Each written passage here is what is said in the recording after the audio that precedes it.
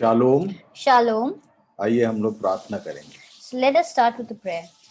प्रेमी परमेश्वर पिता, Dear loving Father, प्रभु यीशु मसीह के नाम से फिर से आपके चरणों में आते हैं। we come at your feet in the name of our dear Lord Jesus Christ. हम धन्यवाद करते हैं, We thank you आज की संध्या आपने फिर से हमें मौका दिया है that you gave us this time in the evening, कि हम आपके वचनों पर अपना ध्यान लगाएं, that we can concentrate on your word. और इसलिए प्रभु हम अपनी आत्मा प्राण दे, So Lord, we gave our body, mind and spirit, equipment all the equipments, और सारे पार्टिसिपेंट्स को आपके चरणों में सौंपते हैं। and all the participants at your feet. हम सबके जीवनों से प्रभु आपको महिमा मिले, May your name be glorified through our lives. आपकी इच्छा के अनुरूप हमारे परिवार हों, May our families be in accordance to your will. इन बातों को भी हम ध्यान पूर्वक समझ सकें, May we understand these things with all seriousness.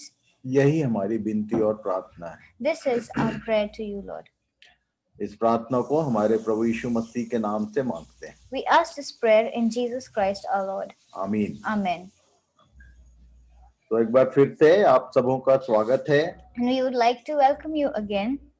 मैं धन्यवाद करता हूँ परमेश्वर पिता का And I would like to thank Father God कि उसने हमें सुरक्षित रखा है, that He has kept us safe.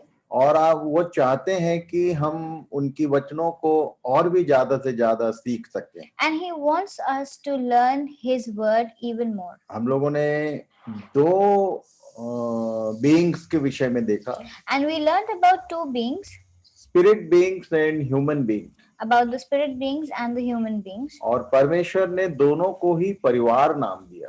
And God has called both of them His family. पहला परिवार जो है वो लूसीफर के कारण डिस्टर्ब हुआ, And the first family was destroyed because of Lucifer. और तब वहाँ डिवीजन हो गया, And then there was a division there. और तब ये परमेश्वर ने एक विशेष कारण से उसने ह्यूमन बीइंग्स को बनाया, And for a specific reason, He has created the human beings. और तब हमारे जो पड़ोसी हैं या हमारे हिंदू भाई बहन हैं वो जानते हैं कि ये उसी रचना करने वाले सृजनहार परमेश्वर का परिवार है। And our Hindu brother and sisters know that this is the same family of what they call their creator God. और कई बार ये लोग कहते भी हैं कि एक पिता के हम सब संतान हैं, And many of them always say that we are the children of the same God. पर एक्शन में कहीं ये दिखता नहीं है कि ये एक ही परिवार है। But in action or in reality, it does not really show as to we are all a family. उनके बीच में तो खैर नहीं दिखता है, Maybe it's not clear in between पर them. हम जो परमेश्वर के परिवार के लोग हैं हमारे बीच में भी नहीं दिखता है। But also in our lives, we being the children of God, it is not clear. जबकि कलीसिया को परमेश्वर का घर उसका परिवार कहा गया, When the church has been called the family of God, the home of God. और इसीलिए ये विषय प्रभु ने दिया है And so God has given this topic कि हम परिवार के विषय में ध्यान करें, that we must learn about the family. और तब हमने सबसे पहले परिवार के विषय में देखा, And so we saw about the first family. और वहीं से आज हम लोग फिर आगे चलेंगे कि आगे परिवार में आगे क्या क्या हुआ और क्या क्या होता है। And then we'll continue from there as to what had happened in the family and what all happens in a family. जब आदम और हवा परमेश्वर की संगति से निकाल दिए गए, When Adam and Eve were thrown away from the Garden of Eden from the relationship they shared with God. रोज परमेश्वर के साथ उनकी संगति होती थी, Every day they used to have a fellowship with God. उसको उन्होंने बहुत छोटी सी गलती से खो दिया। And because of a very small mistake of theirs, they lost it. परमेश्वर की संगति को खोने के लिए बहुत बड़ा पाप करना जरूरी नहीं है। And to lose the fellowship of God, a big sin is not required. छोटी सी गलती से आप परमेश्वर की संगति को अपने जीवन से हटा सकते हैं। And even because of a small sin, you can lose the fellowship with God. हमारी जो बातें हैं, Are the things that we say, मैं जो कुछ कहता हूँ मेरे हर छोटी बात में बहुत बड़ा मतलब होता है। and whatever I say, in everything that I speak, there is a big meaning behind it. जैसे एक उदाहरण के लिए बताऊंगा मैं I'll just give an example. कि जो झूठ बोलता है उसका बाप शैतान है। And like anyone who lies, his father is the devil. और झूठ बोलना जो है वो एकदम कॉमन मनुष्य के जीवन में होता है. And lying is something which is very which any and every person does. और हर विश्वासी क्रिश्चियन या विश्वासी जो भी है, हर मनुष्य सोचता है कि ये तो मनुष्य की एक उसका एक साधारण गुण है. And be it Christians or believers or anyone, they always believe that this is one of the natures of this is an inbuilt thing in a human. दो पिता हैं, There are two fathers, दो संतान हैं. there are two sons, पूरे संसार को आप दो भाग में बांट सकते हैं. and you can divide the world into two parts: परमेश्वर की संतान और शैतान की संतान. the children of God and the children of devil. और पिछले दिनों में हमने देखा है, And in the past days we have seen, फिर से आप निकाल के पढ़ लेना, you can read it again. पहला यूहन्ना की पत्री उसका 3 अध्याय उसका 9 और 10 पद, यहाँ से आपको उसकी परिभाषा मिलेगी. 1 John 3, 9 and 10, you can find the definition of that here. और इसलिए आगे हम लोग देखेंगे And so we'll see कि ये जो हवा और आदम को जब बाहर कर दिया गया तो पारिवारिक क्या क्या समस्याएं शुरू हुई. that when Adam and Eve were sent out of the Garden of Eden, when they were exiled from there, what were the problems that started in a family? सबसे पहली बात तो उन दोनों ने परमेश्वर की संगति को खो दिया. The first was they lost their fellowship with God. और तब उसके रिजल्ट में क्या क्या हुआ, And then what happened as a result? मैं आपको केवल पहली पुस्तक जो है उत्पत्ति की उसी से आपको बताऊंगा कि ये आदि माता पुरुष के बाहर निकल जाने से, संगति से बाहर हो जाने से बच्चों के ऊपर क्या क्या हुआ. And I will explain from the book of Genesis itself that what happened to the children because of their father and mother being exiled from the Garden of Eden. सबसे पहली बात जो दिखती है, आप ध्यान करते चलिए मेरे साथ. And the first thing that we will learn, if you please continue and keep noting it down. घृणा और क्रोध उत्पन्न हुआ. The sin that was introduced was hatred and envy among the family members. ये दोनों माता पिता बाहर आ गए हैं. The parents have come out. और उसके बाद उत्पत्ति की पुस्तक 4 अध्याय उसके 1, 2, 3 पद को पढ़ेंगे. And let's read Genesis 4, 1 to 3 and see what happens. जब ये अदन की बारी में थे तो इनके पास बच्चे नहीं हुए थे. And when they were in the Garden of Eden, they did not have children. और जब ये लोग परमेश्वर की संगति को खो दिए तब उनके बीच में 2 बच्चे उत्पन्न हुए. And when they lost their fellowship and relation with God, then they had 2 children. लिखा है 4 अध्याय उसके 1, 2, 3 में. In Genesis 4, 1 to 3 it's mentioned. जब आदम अपनी पत्नी हवा के पास गया तब उसने गर्भवती होकर कैन को जन्म दिया और कहा, मैंने यहोवा की सहायता से एक पुरुष पाया है. कि फिर वह उसके भाई हाबिल को भी जन्मी और हाबिल तो भेड़ बकरियों का चरवाहा बन गया, परंतु कैन भूमि की खेती करने वाला किसान बना. कुछ दिनों के पश्चात कैन यहोवा के पास भूमि की उपज में से कुछ ले आया. Now Adam knew Eve, his wife, and she conceived and bore Cain, saying, I have gotten a man with the help of the Lord. And again she bore his brother Abel. Now Abel was a keeper of sheep, and Cain a worker of the ground. In the course of time, Cain brought to the Lord an offering of the fruit of the ground. उसके बाद क्या हुआ? Then 4, 5, 6 पद पढ़ेंगे. We'll continue reading from verses 4 to 6. और हाबिल भी अपनी भेड़ बकरियों के कई एक पहलौठे भेंट चढ़ाने ले आया और उनकी चर्बी भेंट चढ़ाई. तब यहोवा ने हाबिल और उसकी भेंट को तो ग्रहण किया, परंतु कैन और उसकी भेंट को उसने ग्रहण न किया. तब कैन अति क्रोधित हुआ और उसके मुंह पर उदासी छा गई. तब यहोवा ने कैन से कहा, तू क्यों क्रोधित हुआ और तेरे मुंह पर उदासी क्यों छा गई?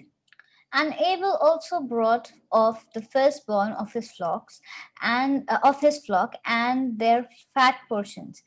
And the Lord had regard for Abel and his offering, but for Cain and his offering he had no regard. So Cain was very angry and his face fell. The Lord said to Cain, "Why are you angry? Why has your face fallen?" उसके बाद क्या हुआ? Then 7, 8, 9 पद पढ़ेंगे। यदि तू भला करे तो क्या तेरी भेंट ग्रहण न की जाएगी?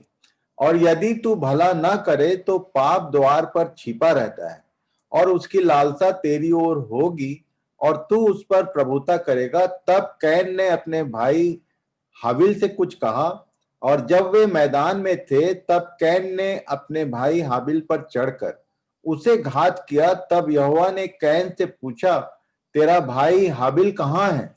उसने कहा, मालूम नहीं, क्या मैं अपने भाई का रखवाला हूं? we'll read from verses 7 to 9. If you do well, you will you not be accepted? And if you do not do well, sin is crouching at the door. Its desire is contrary to you, but you must rule over it. Cain spoke to Abel his brother, and when they were in the field, Cain rose up against his brother Abel and killed him. Then the Lord said to Cain, "Where is Abel your brother?" He said, "I do not know. Am I my brother's keeper?" आज एक बड़ा homework आपको देता हूं। I'll give you a homework. आज का पहला homework, The first one. Can की भेंट ग्रहण क्यों नहीं हुई?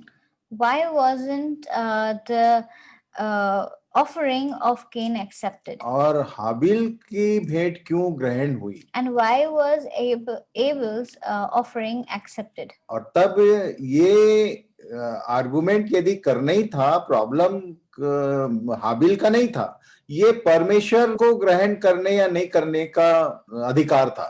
And the problem here wasn't because of Cain or Abel. It was God who had to accept the offering by them. और तब इसको यदि कुछ बोलना था तो परमेश्वर से बोलना था कि क्यों तूने ग्रहण नहीं किया। And when he had to speak out or show his anger, he should have spoken to God, saying, "Why haven't you accepted?" और तब इन दोनों भाइयों के बीच में एक बात पैदा हुई। And then there was something that was conceived between the brothers. हाबिल का भेंट ग्रहण हुआ और इसका नहीं हुआ, और इसका रिजल्ट क्या हुआ? And then Abel's offering was accepted while Cain's was not. Then what had happened next? और तब कैन अपने रियल छोटे भाई से घृणा किया, और इतना घृणा किया कि उसको घात कर दिया, इतना क्रोध आया उसको। And because of this, he started hating his younger brother, and so much that he killed him because in his anger. अपने घर में ध्यान कीजिए। You can see at your own house. ये दो भाई हैं। There are two brothers. एक फैमिली में दो भाई हैं। In a family, there are two brothers. और तब एक भाई ने दूसरे भाई का खून कर दिया। One brother has murdered the other one. ये पहला परिवार के भीतर जो रिफ्लेक्शन आया माता पिता का, वो ये था। And this is what was the reflection of the parents reflected this into the children. कभी-कभी मैं कई घरों में कई स्थितियों में ये बात मैंने अपनी आंख से देखा है। I have seen this kind of situation in many families. एक बोलता है कि काट दूंगा, दूसरा बोलता है गाड़ दूंगा। The brothers usually use bad words for each other, and one might say, "I'll kill you," the other one will say that, "I will bury you." एक फैमिली के बच्चे, It's the same family. जब क्रोध में मनुष्य आता है तो पशु जैसा हो जाता है। When a person is angry, he becomes like a beast. आप ध्यान कीजिए। And please pay attention. पाप जो है वो कंटिन्यू कर रहा है। That the sin is following in the generations. और तब उत्पत्ति 27 अध्याय और उसके 41 पद में भी ऐसे ही कुछ लिखा है। And then in Genesis 27:41, a similar thing is mentioned. एसाव और याकूब दो भाई थे। लिखा है, एसाव ने तो याकूब से अपने पिता के दिए हुए आशीर्वाद के कारण बैर रखा, सो उसने सोचा कि मेरे पिता के अंत काल का दिन निकट है, फिर मैं अपने भाई याकूब को घात करूंगा। Now Esau hated Jacob because of the blessing with which his father had blessed him. And Esau said to himself, "The days of mourning for my father are approaching, then I will kill my brother Jacob." मैं अक्सर बताया करता हूँ I usually say कि इस दुनिया में एक ही चीज है जो उत्पत्ति से शुरू हुआ, उसका एंड कहीं दिखाई नहीं देता है। that there's only one thing in this whole world which began from Genesis, but there is no end seen of it in this world. दिन होती है तो रात होता है, If there is day, then there is night. बरसात आती है, गर्मी आती Super. है। When it's winter, then there is summer. मनुष्य भी पैदा होता है, जन्म लेता है और मरता है। Even humans are born and they die. आते जाते रहते हैं। They come and go. कोई भी चीज आएगी तो एक दिन जाएगी। Whenever one thing comes, it goes back also. 3 अध्याय में पाप आया तो दोबारा गया ही नहीं वापस। In the 3rd chapter of Genesis, sin entered, or sin was born, and since then it has not ended. अब ये कैसे कंटिन्यू हो रहा है इसको देखिए। And we'll see the trend, how it continues. 37 अध्याय उत्पत्ति 37 अध्याय उसके 11 पद में लिखा है। In Genesis 37:11 it says, लिखा है कि उसके भाई तो उससे डाह करते थे, पर उसके पिता ने उसके उस वचन को स्मरण रखा। His brothers were jealous of him, but his father kept the saying in mind. ये याकूब के 12 पुत्रों के विषय में लिखा है। This is about the 12 sons of Jacob. ये जो उसका पिता था यूसुफ से बड़ा प्रेम करता था और उसकी बातों को ध्यान रखता था। And this father used to love his younger son called Joseph, and he used to always keep things in his mind. एक होमवर्क देता हूँ। I'll give you a homework. ये क्यों डाह करते थे, इसके पीछे एक कारण था। Why were they jealous of him? There's a reason behind it. ये यूसुफ जो था उससे उसका पिता प्रेम करता था, वो छोटा था इसलिए। And Jacob loved his son Joseph because he was the younger son. पर एक विशेष बात थी यूसुफ के साथ। But there was something very important, or there was something about Joseph that he loved, जिसके कारण वो जो 11 भाई थे वो इससे बहुत ज्यादा जलते थे। because of which the other 11 sons used to be very jealous of their brother. यहाँ तक कि मौका पाके इसको बेच दिए गुलाम के समान। And they also had sold him as a slave. ये पाप कैसे बढ़ रहा है देखिए। You can see how the sin is increasing. मैं आपको टॉपिकल वे पे बताता हूँ। I'm trying to go with in topic forms. ये माता पिता के अगेंस्ट में विद्रोही और अनादर का भाव पैदा करता है। Now, sin also introduces disrespect and rebellion against parental authority. इसको आप लोग अपने हिसाब से लिस्ट बना लेना। मैं पूरे उत्पत्ति में पाप कैसे बढ़ते गया वो बता रहा हूँ। And you can make a list for yourself. I am telling you what all sins and what kind of sins were introduced in the book of Genesis itself. Family में ये जो फैमिली लाइन है उसमें कैसे पाप के categories develop हो रहे हैं वो बता रहा हूँ मैं। I am trying to tell you what all sins are developing in a family. उत्पत्ति 9 अध्याय Genesis 9. उसके 20 से 27 पद तक को आप पढ़ना। Please read from verse 20 to 27. और तब वहां क्या हुआ वो आपको मालूम होगा। And when you read, you will know what happened there. मैं भूल गया आपको होमवर्क नंबर 2 कि ये जो यूसुफ था ये विशेष करके किस कारण से उसके भाई लोग जलते थे, ये आपको ढूंढना है।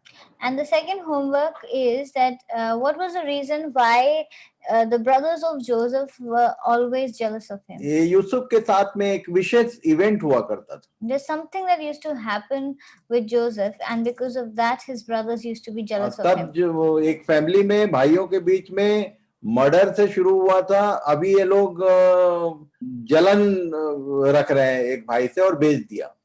And this started with a murder of a brother, and now next here mentions that because they were so jealous of his brother, that of their brother, that they sold him. उत्पत्ति 9 उसके 20 से 27 पद में एक event है।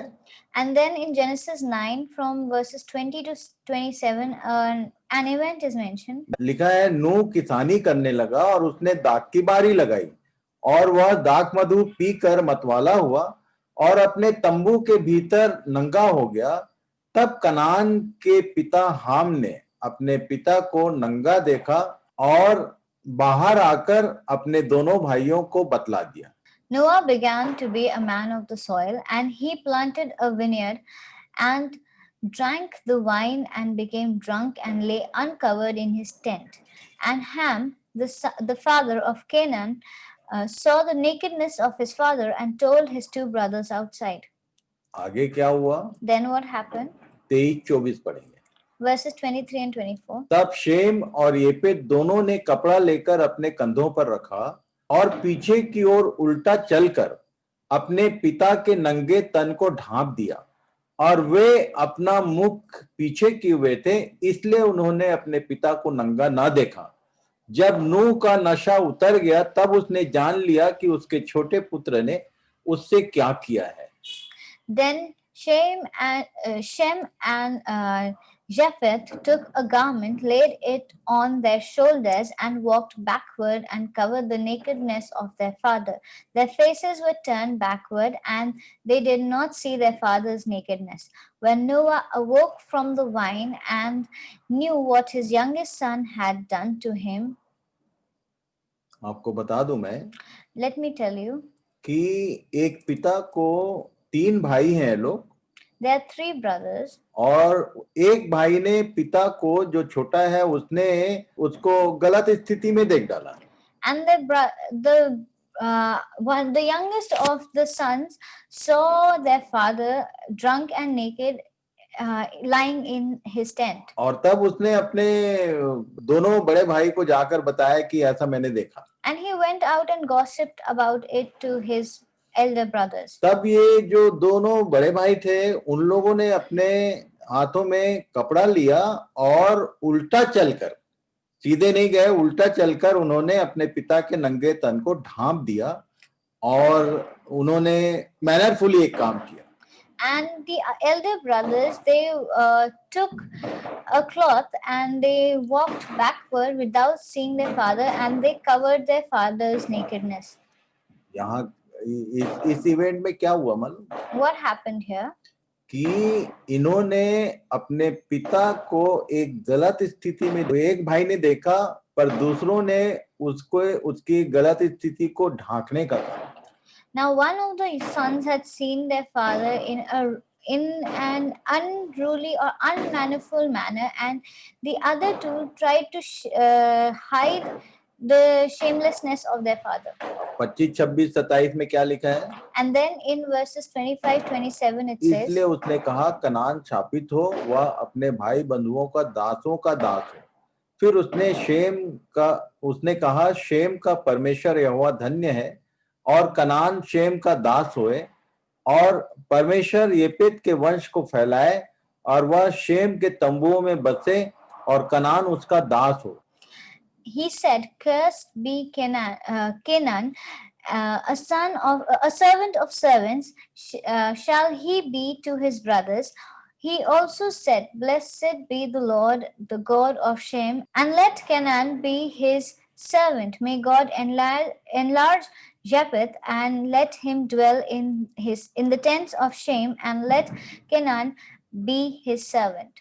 जो काम ये दोनों भाइयों ने किया था, what the two brothers did, वही काम ये भी कर सकता था। he could have done the same thing. पर इसने जाके चर्चा किया कि मेरा बाप इस दशा में है। But he went and gossiped about the situation. यहाँ मैं आपको समझाना चाहता हूँ, I want to tell you here, family के भीतर ऐसा कई बार होता है। many a times this happens within a family. खासकर बच्चे लोगों से एक बात बताना चाहता हूँ, I want to tell this to the children specially, कि बाप के विषय में किसी तरह की कोई चर्चा इवन अपने भाइयों से भी नहीं करना चाहिए। that you should not gossip about your father, even to your own brothers. चाहे उसको कितना भी गलत काम में आप देखो, उसको आप ढांपने का काम करो, उसको उजागर करने का काम मत करो।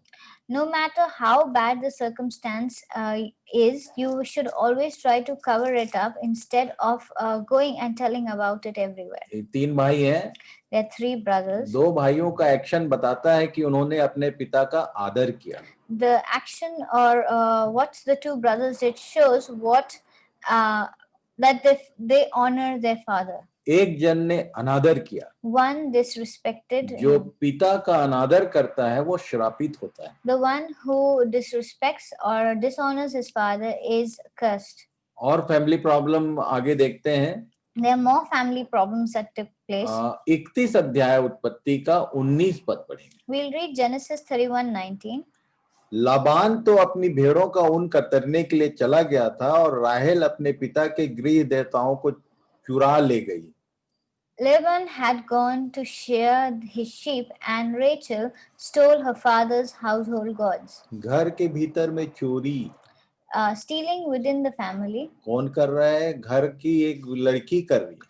A daughter of the same family is doing it. ये भी होता है. This is also what happens. अभी भी फैमिलीज में कई बार बच्चे जो लड़की हो या लड़का हो घर का सामान घर में पॉकेट मारी कर देते हैं.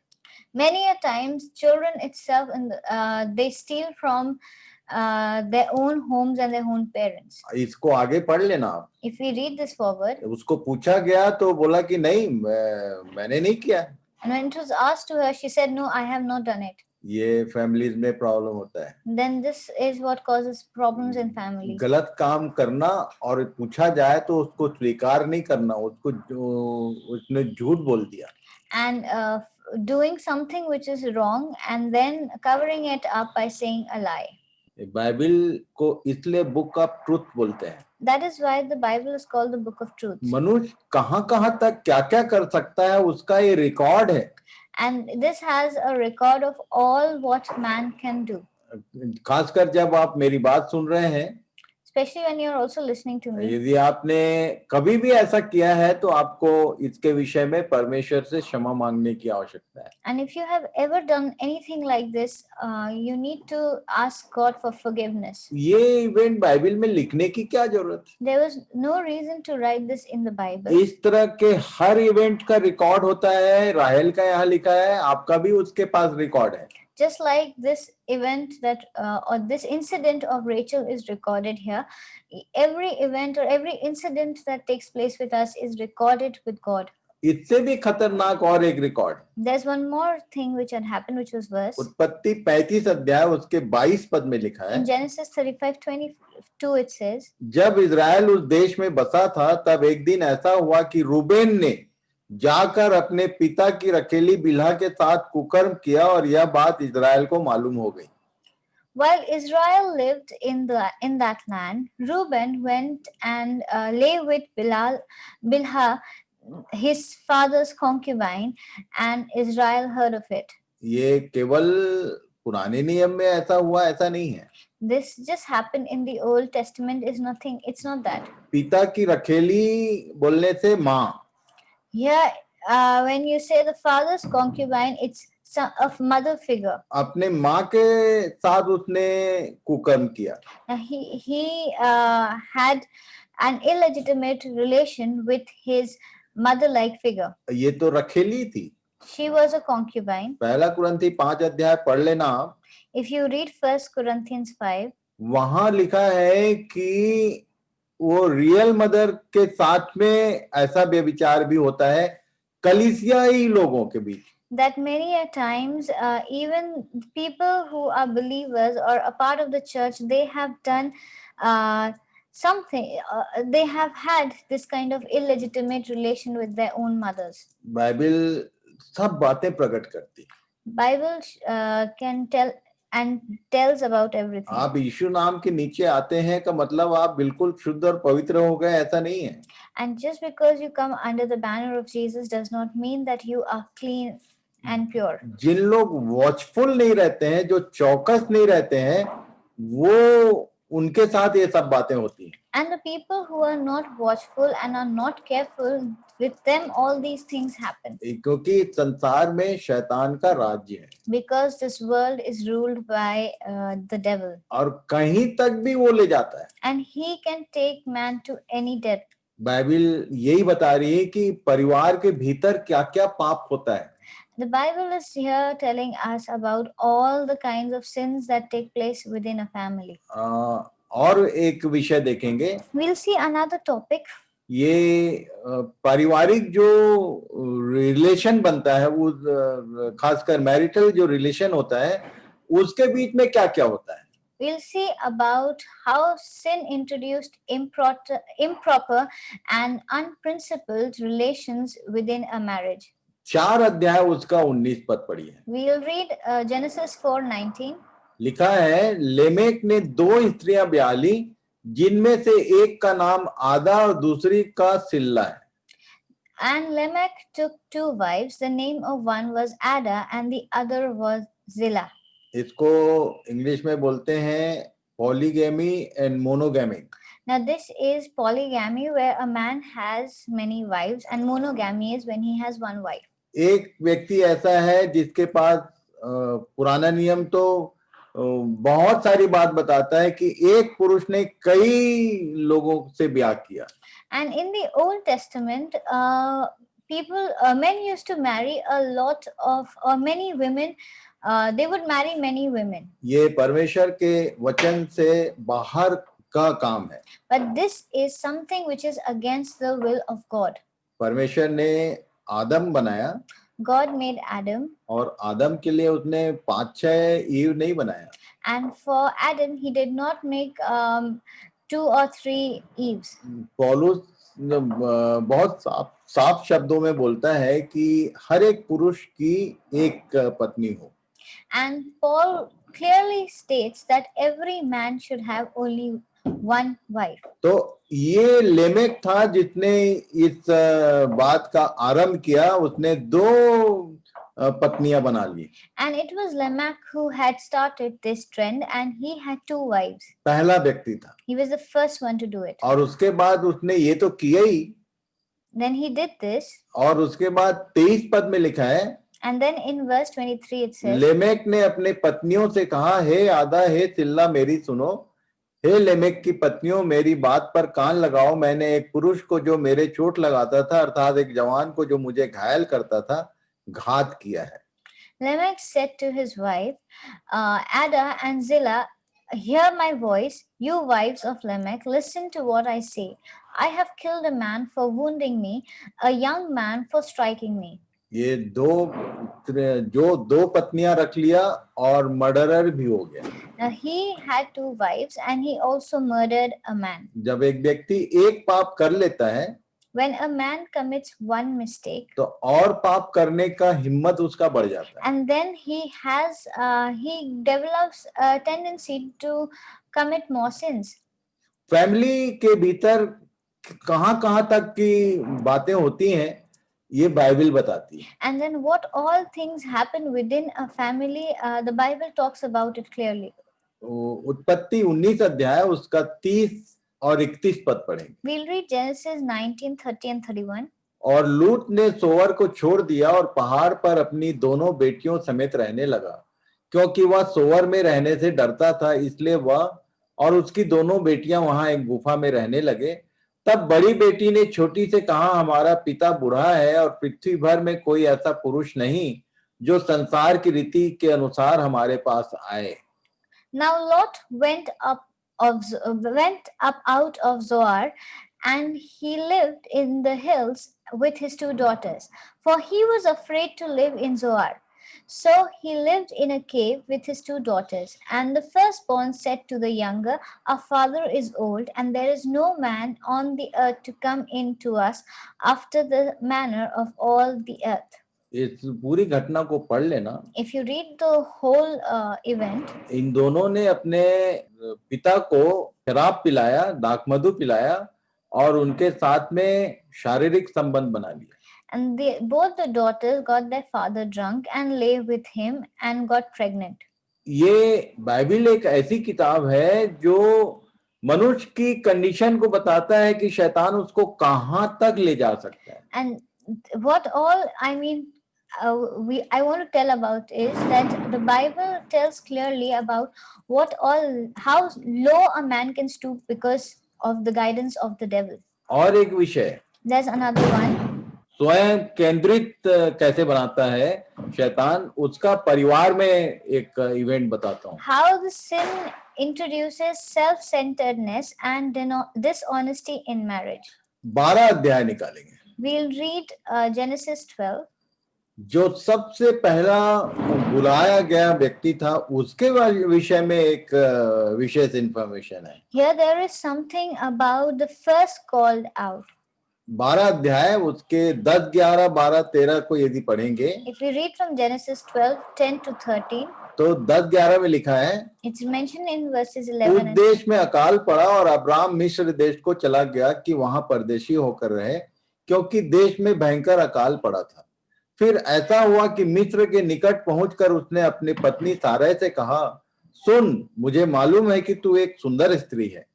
Now there was a famine in the land. So Abram went down to Egypt to sojourn there, for the famine was severe in the land. When he was about to enter, he said to Sarai his wife, I know that you are a woman beautiful in appearance. 12 और 13 पद में क्या लिखा है? Verses 12 and 13 इस says, कारण जब मिस्री तुझे देखेंगे तब कहेंगे यह उसकी पत्नी है, तो वे मुझको तो मार डालेंगे पर तुझको जीती रख लेंगे। तो यह कहना कि मैं उसकी बहन हूं, जिससे तेरे कारण मेरा कल्याण हो और मेरा प्राण तेरे कारण बचे। And when the Egyptians see you, they will say, this is his wife. Then they will kill me, but they will let you live. Say you are my sister, that it may go well with me because of you, and that my life may be spared for your sake. आप ध्यान कीजिए, family matter, You can see this between a husband and wife. Self centred and selfish एक character दिख रहा है। You can see a self-centered and a selfish man. उसको मालूम है He knows कि यदि इनको पता चलेगा कि ये मेरी स्त्री है, पत्नी है, तो निश्चित रूप से ये जो इब्राहिम है इसको ये लोग मार देंगे। and he knew that his wife was very beautiful, and he thought that if the Egyptians see her, then knowing that he is the husband, they would kill her. अपनी जान बचाने के लिए उसने अपने पत्नी को रिस्क पे डाल दिया। And to save his life, he put his wife into a compromising position, risking her life. ये भी हमारे जीवनों में होता है। This also happens. कि कई बार हम अपने आप को सेव करने के लिए, अपने आप को बचाने के लिए अपने किसी भी फैमिली मेंबर को रिस्क पे डाल सकते हैं। And many a times it happens that to save ourselves from anything which can hurt us, we usually risk our family members' life instead of ours. शुरू कहाँ से हुआ है ये? How did it start? जब परमेश्वर ने आदम से पूछा है तू कहाँ है? When God asked Adam, where are you? जो भी बात हुई उसमें उसने ये बोला था कि स्त्री के कारण मैंने वो फल खा दिया। And whatever conversation they had, he said that this is the woman who made me eat the fruit. उसने अपनी पत्नी को दोषी करार दिया उसके कारण। He was the one who held his wife responsible for his action. यहाँ बोल रहा है कि तेरे कारण मेरा कल्याण होगा। And now here he is saying that because of you I will be saved. अब तेरे साथ जो भी हो होने दे, पर मेरा प्राण तो बच जाएगा। And no matter what happens with you, my life will be saved. Same चीज उसके पुत्र ने किया। His son did the same thing with his 26 wife. अध्याय उसके 6 और 7 पद को पढ़िए। If we read Genesis 26, 7 and 8. तो इसहाक गरार में रह गया। जब उस स्थान के लोगों ने उसकी पत्नी के विषय में पूछा, तब उसने यह सोचकर कि यदि मैं उसको अपनी पत्नी कहूं तो यहाँ के लोग रिबका के कारण जो परम सुंदरी है मुझको मार डालेंगे, उत्तर दिया वो तो मेरी बहन है। Genesis 26, 6 and 7. So Isaac settled near Gerar. When the men of that place asked him about his wife, he said, she is my sister, for he feared to say my wife, thinking lest the men of the place should kill me because of Rebekah, because she was attractive in appearance. Same काम जो पिता ने किया वही एक situation आया तो इज़हाक ने भी वही किया. And what the father had done, the son did the same thing in a similar situation. ये सब हमारे जीवनों में होता है. We see all this happening in our lives too. अब उसके बाद और एक बात अक्सर मैंने देखा है And one more thing which is very common in कि हम families, एक ही परिवार में एक बच्चे को अच्छा और दूसरे को बुरा बोलते हैं. that within a family itself we have our favorites. We show favoritism to one child. उत्पत्ति 25 अध्याय उसके 28 पद में लिखा है, In Genesis 25:28 it says, इज़हाक तो एसाव के अहेर का मांस खाया करता था इसलिए वह उससे प्रीति रखता था, पर रिबका याकूब से प्रीति रखती थी. Isaac loved Esau because he ate of his game, but Rebekah loved Jacob. आप देखिए कि ये दो भाई हैं और एक पिता का है और दूसरा माँ का है. Now here there are two brothers. One is favored by the father and the other is favored by the mother. आप ध्यान कीजिए अपने अपने घरों में. You can notice this in your own families एक too. दिन समस्या आएगी. This might arise. एक घर के दो बच्चे हैं तो बराबर दोनों का प्यार दोनों के साथ बराबर रहना चाहिए. There are two children in the family and both should be loved equally by both the parents. खासकर एक लड़की है और एक लड़का है तो बड़ा अच्छा बंटवारा रहता है. Especially when there is a system or where there is a brother and sister, then usually it is nicely, there is this love is greatly divided. माँ प्यार करती है बेटे से और बाप प्यार करता है बेटी से. That the mother loves the son more and the father loves the daughter more. यदि ऐसा डिवीजन बनाएंगे आप If there is a division like this, तो आपको आगे जाके परेशानी होगी. then this is going to cause troubles in the ये family. कभी भी बच्चों में डेवलप नहीं होना चाहिए. This kind of feeling should चाहे वो never, लड़के हैं चाहे वो लड़कियां हैं, डिवीजन कभी नहीं करना चाहिए. this kind of feeling should not develop between siblings, and there should never be a division even in the parents' love for them. कई बार मैंने इसके कॉज एक से एक कारण देखा है. I have seen a lot of families having different reasons for it. एक बच्चा पढ़ने में होशियार है There might be a child who is much more और intelligent. एक बच्चा पढ़ने में उतना होशियार नहीं है. One might not be equally well. तो जो होशियार है उसको ज्यादा प्रेम मिलता है और जो थोड़ा पढ़ने में कमजोर है उसको कई बार नेग्लेक्ट किया जाता है. And many a times a child which is intelligent is or more obedient is the one who's loved more, and the one who is not very intelligent is loved less. इन सब बातों को आप ध्यान कीजिए. Bible बताती है कि family problem है. And if we must pay attention to all these things because this is something which happens in every family. और ये आ रहा है बच्चों की तरफ से नहीं आ रहा है, ये पेरेंट्स की तरफ से आ रहा है. And this doesn't come from the children, it comes from the parents. हिसाब बराबर रखना चाहिए. But the love should be equal. ये उत्पत्ति 37 अध्याय में भी यही दिखाई देता है. And if we see Genesis 37:3, it says the same thing. क्यों 11 बेटे एक से जलन रखते हैं? Why the 11 sons are jealous of that one son? तीसरे पद में लिखा है, In verse 3 it says, Israel अपने सब पुत्रों से बढ़ के यूसुफ से प्रीति रखता था क्योंकि वह उसके बुढ़ापे का पुत्र था और उसने उसके लिए रंग बिरंगा अंगरखा बनवाया. Now Israel loved Joseph more than any other of his sons, because he was the son of his old age, and he made him a robe of many colors. बाकी लोगों से बढ़ के यूसुफ से प्रीति रखता था. इसका रिजल्ट ये हुआ कि बाकी लोगों ने मिलके यूसुफ को भेज दिया. And Joseph was loved more by his father than his other 11 brothers, so that is why when they got jealous they sold him. परिवार के भीतर और क्या होता है? Then there are other sins also within the family. धोखा देने का आदत बनता है. People always deceive their family members. लिखा है 27 अध्याय उसके 2, 3, 4 को पढ़ेंगे, If we read Genesis 27, 2 to 4, मैं केवल एक किताब में फैमिली के भीतर क्या क्या होता है केवल यही बताने का प्रयास कर रहा हूं। I am just trying to tell you from the book of Genesis itself what all problems arise within a family. इसको बेस करके आप रेस्ट ऑफ द बाइबल में खोज लेना कि फैमिली में क्या क्या चीजें क्या क्या बातें होती हैं। You can make this as a base and find out what all in the Bible in the other books is mentioned about the sins that take place. और जब एक घर में ये होता है And when this happens in one तो family, ये जो पूरा परिवार जिसको बोल रहे हैं कि वासुदेव कुटुंबकम, ये इसमें तो होगा ही होगा।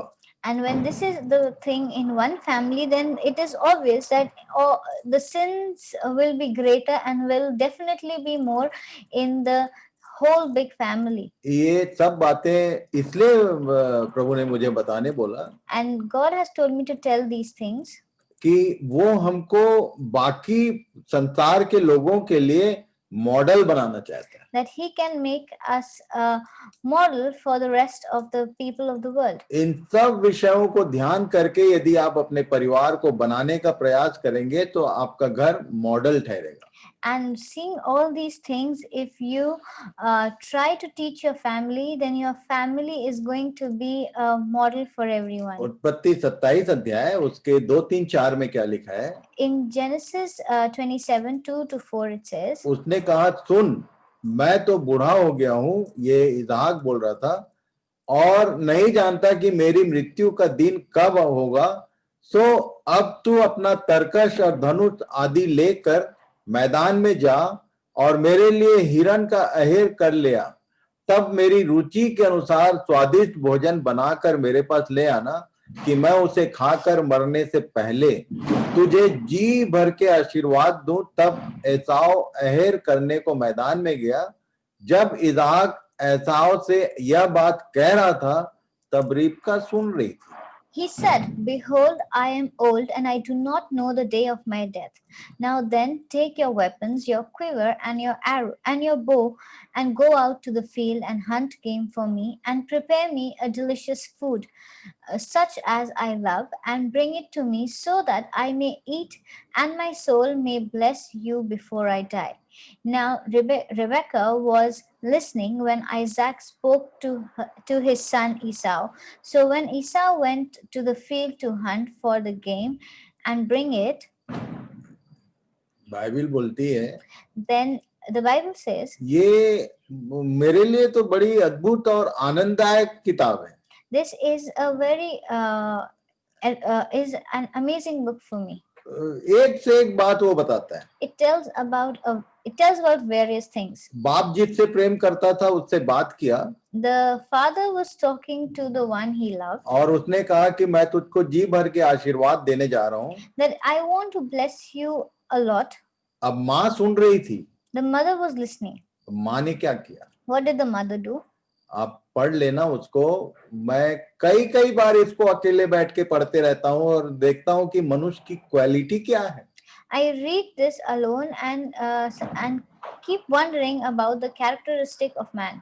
एसाव जेठा था। Esau was the elder. और जेठे का आशीर्वाद उसको मिलना ही था। And the elder had to be blessed with the blessing that the firstborn gets. उस समय का नियम था। This was the rule of that time. और तब ये जब इसहाक ने देखा कि अब मैं बूढ़ा हो गया हूँ, मेरा कब मृत्यु के दिन आएगा पता नहीं, तो उसने ये बात कही।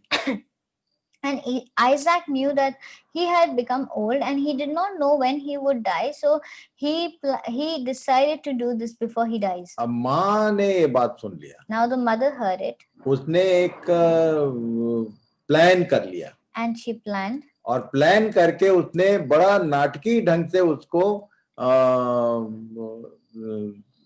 इसहाक के सामने भेजा। And then she plotted a plan and she sent her favorite son in front of the father, so in a very dramatic manner. याकूब को उसने एक अच्छा भोजन, जैसा उसको मालूम था कि उसके पति को भोजन कौन सा पसंद है। And she knew what dish her husband liked. और तब उसने अच्छा खाना बनाया इससे पहले कि बेटा बड़ा वाला वापस आए। and she quickly made food, made that dish before the elder one comes back. और तब उसने एसाव के विषय में आप पढ़ लेना, ये पूरा इवेंट पढ़ना, आपको बहुत आनंद आएगा कि कैसे माँ और बेटा ने अपने बाप को धोखा दिया.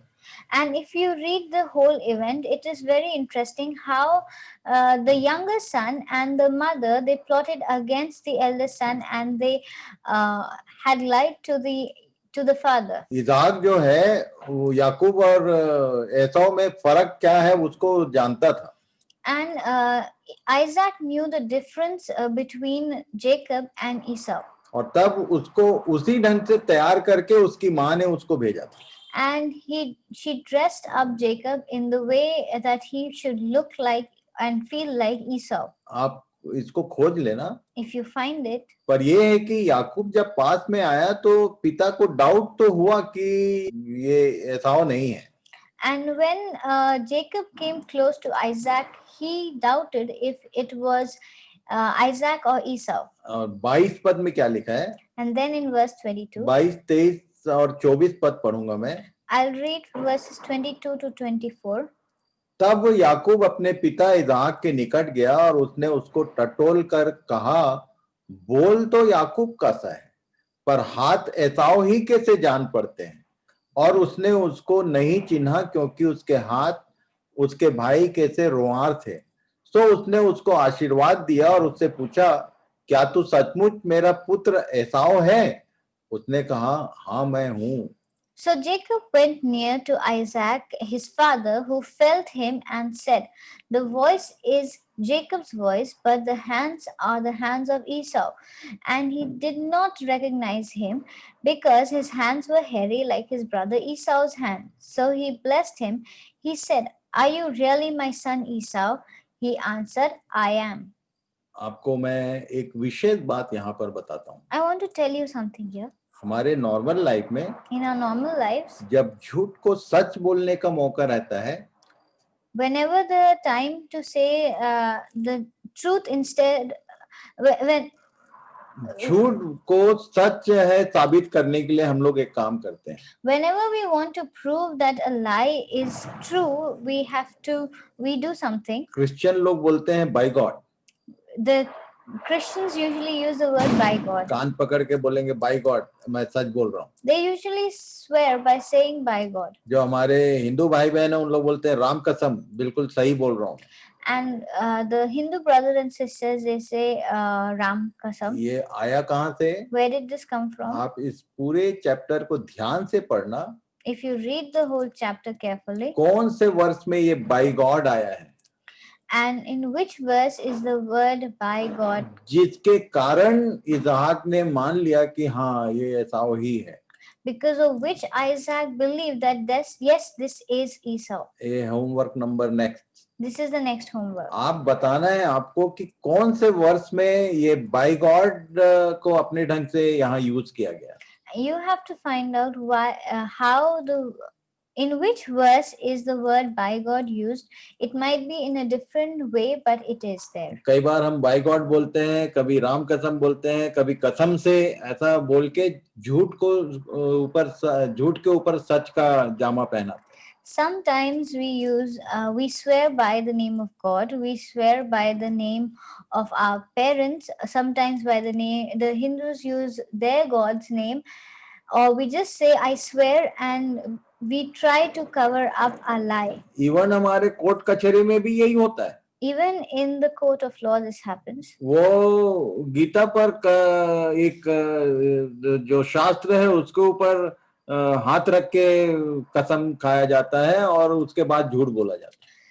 That when they ask a person to testify their witness, they usually ask them to put their hand on their read scripture, and many people do that, and after that they lie. कई बार Christian families में देखा मैं. I have seen this in many Christian homes. जब बड़े लोग बोलते हैं that when the elders say Bible के ऊपर हाथ रख के बोल, that you put your hand on the Bible and say, और तब ऐसा करके आदमी को सच बोलवाने का कोशिश करते हैं. And they try to make a man speak truth by that. कई बार पति पत्नी के ऊपर, पत्नी पति के ऊपर, बच्चों के ऊपर ये बाइबल पे हाथ रख के बोल, ऐसा बोलते हैं. Many a times the husband tells the wife, or the wife tells the husband, or the parents tell the children to do that. ये बहुत कॉमन मैटर है जो बाइबल में लिखा हुआ है। This is something which is very common and is mentioned in the ये Bible. धोखा देने के लिए इसने उसका भी नाम जोड़ दिया। To deceive his father, he added the name of God in that. कौन से वर्ष में लिखा है ये आपको बताना है। Which verse does it mention? You need to tell that. और तब जेनेसिस 29 उसके 15 से 30 पद तक को पढ़ना। Then when we read Genesis 29:15 to 30, वहां पर एक विशेष बात लिखी हुई है। then there is something written there. एक इवेंट है पूरा। It is an event. लिखा है 15 पद में, तब लाबान ने याकूब से कहा, भाई बंधु होने के कारण तुझसे खेत में सेवा कराना मुझे उचित नहीं, सो कह मैं तुझे सेवा के बदले क्या दूं। लाबान के 2 बेटियां थी, जिनमें से बड़ी का नाम लिया और छोटी का राहेल था। लिया के तो धुंधली आंखें थी, पर राहेल रूपवती और सुंदर थी। Then Laban said to Jacob, because you are my kinsman, should you therefore serve me for nothing? Tell me, what shall your wages be? Now Laban had 2 daughters.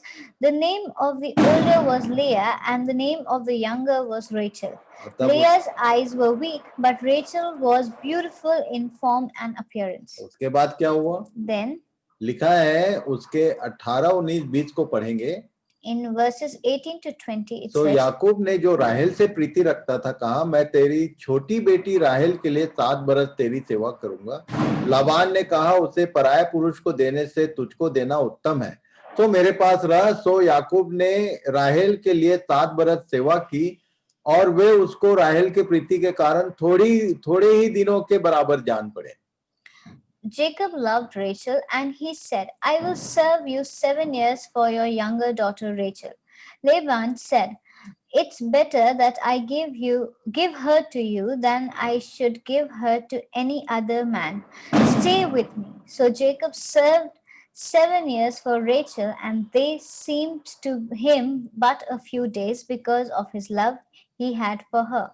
इसके बाद क्या हुआ? Then तब याकूब ने लाबान से कहा, मेरी पत्नी मुझे दे और मैं उसके पास जाऊंगा, क्योंकि मेरा समय पूरा हो गया है। सो लाबान ने उस स्थान के सब मनुष्यों को बुलाकर इकट्ठा किया और उनकी जौनार की।